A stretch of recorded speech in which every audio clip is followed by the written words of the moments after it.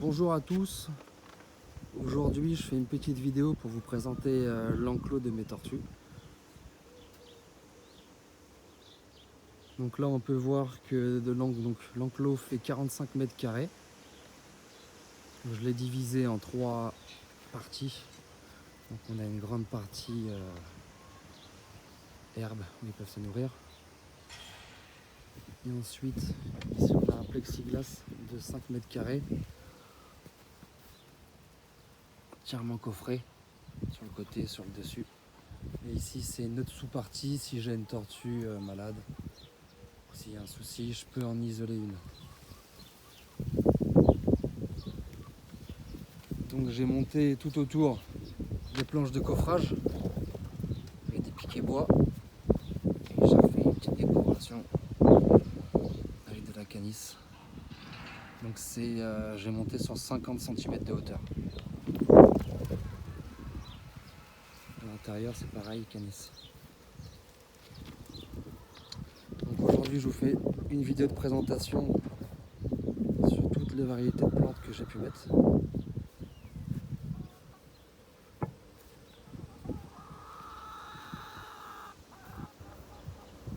Voilà.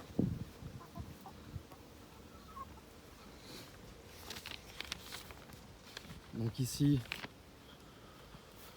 on a du lupin bleu. C'est plus pour là, ils ont déjà fleuri. Là ici on a du thym. Ici nous avons un oranger du Mexique. Comme vous avez pu voir, j'ai fait plusieurs cachettes. Donc il y en a en bois. Donc là il y a une cachette en bois naturel. Ça retient l'humidité. Il fait un petit peu chaud, ils aiment bien se mettre en dessous. J'ai d'autres cachettes en pierre. C'est pareil. Ils peuvent se mettre en dessous, ça retient la chaleur.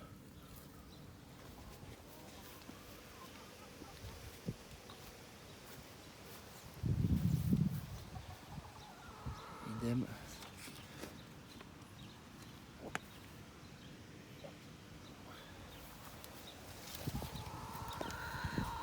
Et ensuite des cachettes avec des pots en terre. Voilà tout. J'ai aussi fabriqué une butte avec un petit pont en dessous pour garder l'humidité, faire une zone ombragée. Et sur la butte, j'ai semé de multiples graines où les tortues peuvent se nourrir en libre service. Donc là j'ai coupé récemment, mais sinon ça pousse assez vite. Donc j'ai planté du pissenlit, de la luzerne, du trèfle, du plantain lacéolé et du cresson. Voilà.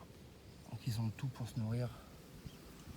Et ensuite certaines plantes que j'ai choisies, c'est des plantes décoratives pour ombrager. Et d'autres, ça va être des plantes comestibles. Donc là de la lavande. Là nous avons un arbusé. Donc les feuilles qui tombent sont comestibles, ce n'est pas toxique, rien n'est toxique. Ensuite nous avons un figuier de barbarie qui est en train de fleurir.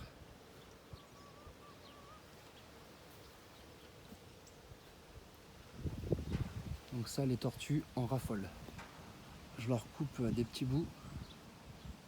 Je retire le maximum d'épines.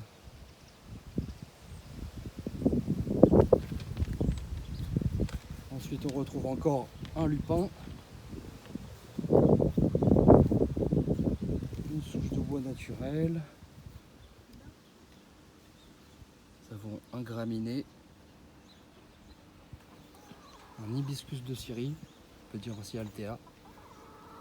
Donc tout ça c'est jeune, hein, ça a une année, donc je les ai plantés cette année. Le temps qu'ils se mettent bien en terre, ça sera fleuri l'année prochaine, ça sera plus joli. Encore du lupin. Un palmier washingtonia. Du thym avec des petites pousses de menthe qui arrivent à se faufiler. Et pour ombrager en décoratif, j'ai choisi du canna. Alors les cannas, ça pousse à peu près entre 1,50 m et 2 m. Les feuilles ne tombent pas, c'est des feuilles grasses. Et ça permet de prendre de la hauteur pour pouvoir leur faire une belle zone ombragée derrière. Moi, le soleil il se lève de ce côté, il se couche ici.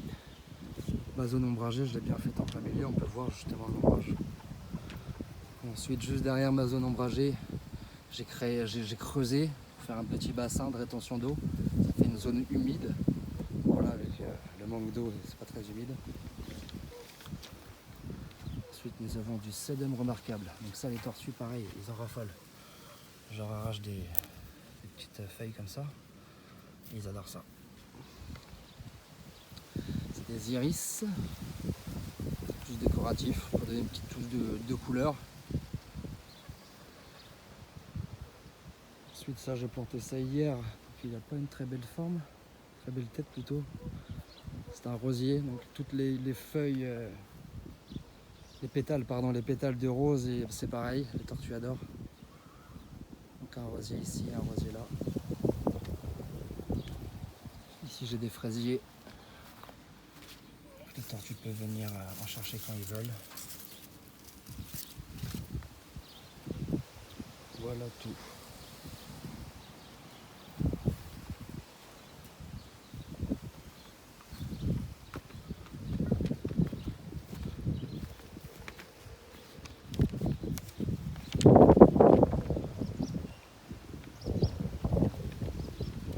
Je vais aller chercher les petites tortues qui doivent être cachées et on va leur donner un repas ensemble. Comme ça, je vais vous les présenter.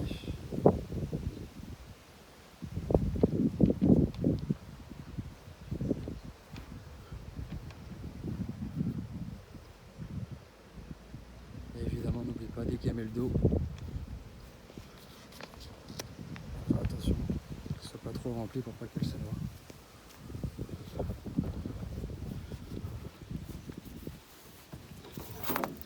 Donc ça chauffe très bien. Je les laisse début du printemps. Ils adorent aller dedans. Et fin d'automne. Ça leur permet de prolonger un petit peu les saisons en Normandie qui sont un petit peu... qui sont pas terribles. Dedans, j'atteins des températures plus que convenables pour leur prolonger un été. Je vais chercher les tortues et je leur prépare un festin. L'heure de passer à table a sonné. Donc on peut retrouver 2 tortues Eurotestudo bois de guéri. Ils sont encore petites, ils ont 3 ans. Et ils font 300 grammes chacun ou chacune, pas encore sexés. Ensuite nous avons 2 Testudo Hermani. Un mâle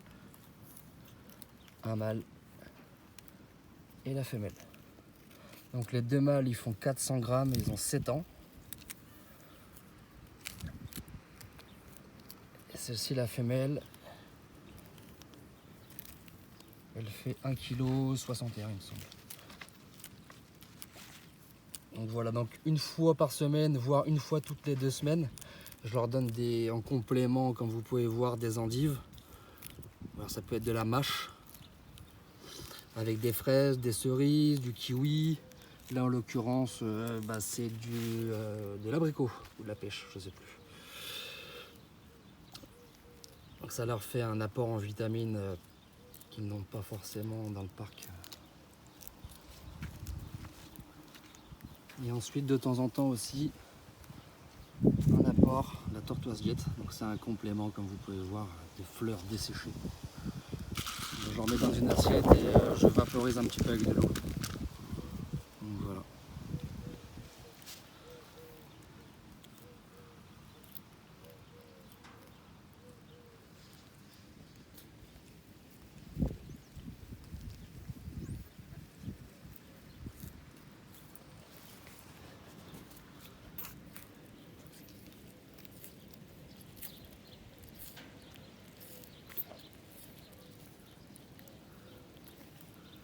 Là, pour information, les 2 mâles et les 2 petits bois de guéri, je les ai depuis leur naissance. Et là, la femelle, je viens de la voir, Donc on peut avoir une malformation de la carapace. On appelle ça aussi du Toblerone. Ça c'est un manque de calcium ou un environnement trop sec. Ça fait un mois que je l'ai récupéré. Un ami qui sont séparés. Donc moi pour l'hibernation, je fais une hibernation artificielle, donc contrôlée plutôt. Donc à partir de fin novembre, début décembre, quand les températures stagnent en dessous de 10 degrés, en dessous de 12 degrés plutôt, ouais. Je vais les mettre dans mon frigo. Donc j'ai un frigo exprès dans le garage qui sont dédiés pour elles. Et donc la température est stable. Parce que moi en Normandie, donc les tortues sont terre, on a souvent des pluies. Donc j'ai quelques tortues qui ont risqué de se noyer. Ensuite, il y a beaucoup de rats. Vous pouvez voir à côté, j'ai des poules. Donc ça évite des soucis après l'hibernation. Donc avant l'hibernation, 2 semaines avant, je leur donne plus à manger, plus de compléments alimentaires. Ils se nourrissent essentiellement de ce qui reste dans le parc. Et ensuite, je les fais se vider donc dans une petite bassine d'eau chaude. Je leur fais prendre l'air tiède. Je leur fais prendre des bains. Et suite à ça, elles vont se vider les intestins.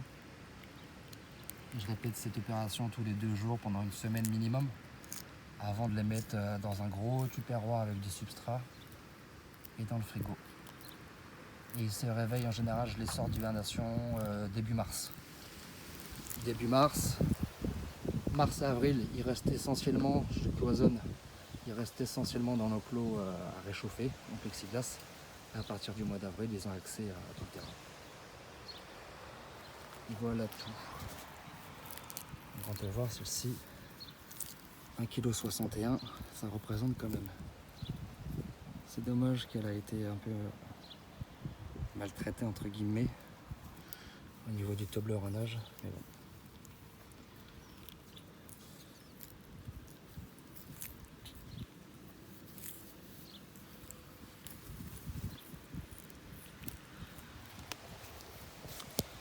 Voilà tout. Si vous avez des questions, n'hésitez pas. Je viens d'humidifier du coup les petits granulés de Tortoise Jet. Donc on peut voir, voilà, une matière assez spongieuse, pas trop dure. Moi les miennes ils aiment comme ça, il y en a qui les mouillent pas. Moi je les humidifie, ils préfèrent.